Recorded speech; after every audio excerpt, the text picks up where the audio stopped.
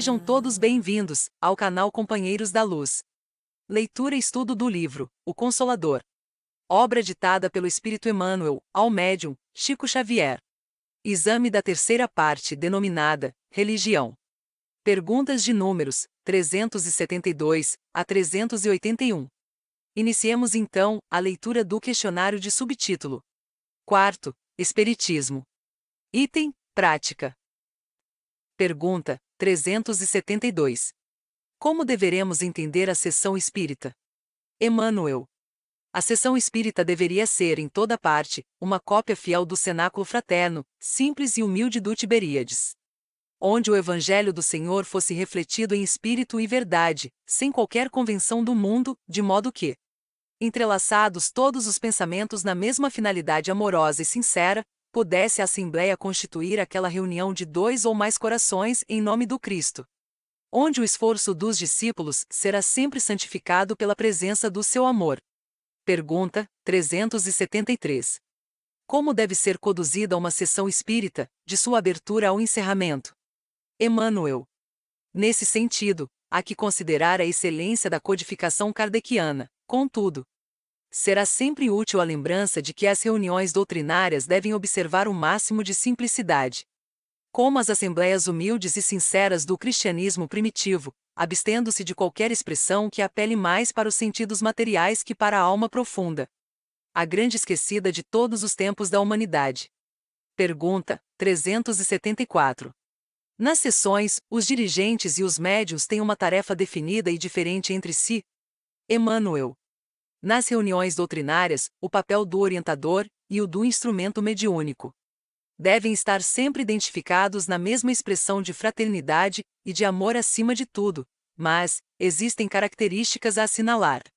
Para que os serviços espirituais produzam os mais elevados efeitos, salientando-se que os dirigentes das sessões devem ser o raciocínio e a lógica, enquanto o médium deve representar a fonte de água pura do sentimento. É por isso que, nas reuniões onde os orientadores não cogitam da lógica, e onde os médiuns não possuem fé e desprendimento, a boa tarefa é impossível. Porque a confusão natural estabelecerá a esterilidade no campo dos corações. Pergunta 375. Os agrupamentos espiritistas podem ser organizados sem a contribuição dos médiuns? Emmanuel. Nas reuniões doutrinárias, os médiuns são úteis, mas não indispensáveis, porque somos obrigados a ponderar que todos os homens são médiuns. Ainda mesmo sem tarefas definidas, nesse particular, podendo cada qual sentir e interpretar no plano intuitivo a palavra amorosa e sábia de seus guias espirituais, no imo da consciência. Pergunta 376. Será aconselhável a determinação de dias da semana para a realização normal das sessões espíritas? Emmanuel. Qualquer dia e hora podem ser consagrados ao bom trabalho da fraternidade e do bem, sempre que necessário, mas, nas reuniões dedicadas ao esforço doutrinário, faz-se imprescindível a metodização de todos os trabalhos em dias e horas prefixados. Pergunta 377. Há estudiosos da doutrina que se afastam das reuniões, quando as mesmas não apresentam fenômenos. Como se deve proceder para com eles? Emmanuel. Os que assim procedem testemunham por si mesmos plena inabilitação para o verdadeiro trabalho do espiritismo sincero. Se preferem as emoções transitórias dos nervos ao serviço da autoiluminação, é melhor que se afastem temporariamente dos estudos sérios da doutrina, antes de assumirem qualquer compromisso. A compreensão do espiritismo ainda não está bastante desenvolvida em seu mundo interior, e é justo que prossigam em experiências para alcançá-la. O êxito dos esforços do plano espiritual, em favor do cristianismo redivivo, não depende da quantidade de homens que o busquem, mas da qualidade dos trabalhadores que militam em suas fileiras. Pergunta 378.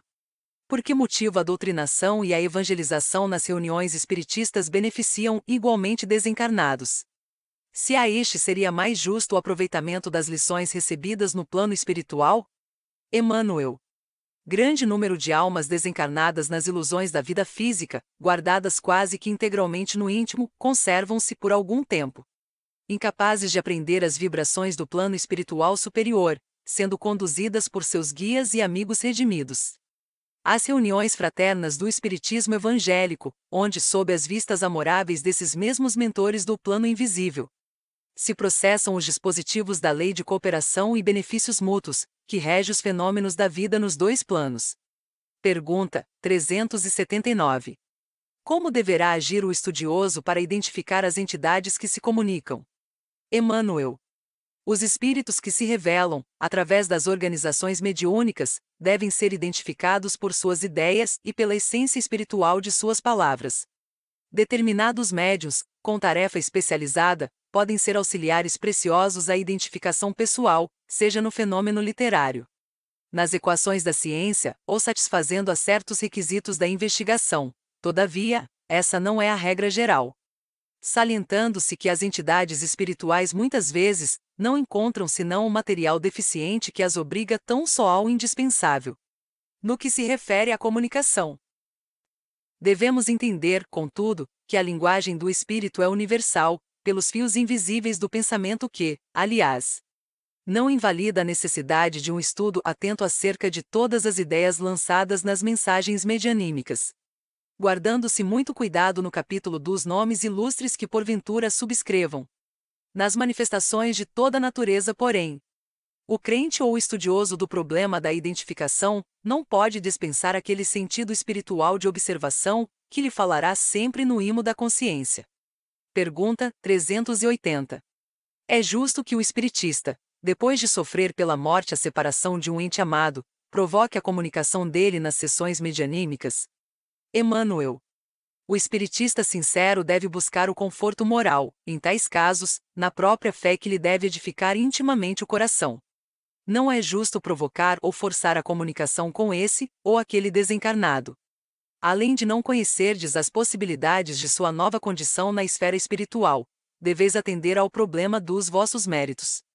O homem pode desejar isso ou aquilo, mas há uma providência que dispõe no assunto, examinando o mérito de quem pede e a utilidade da concessão.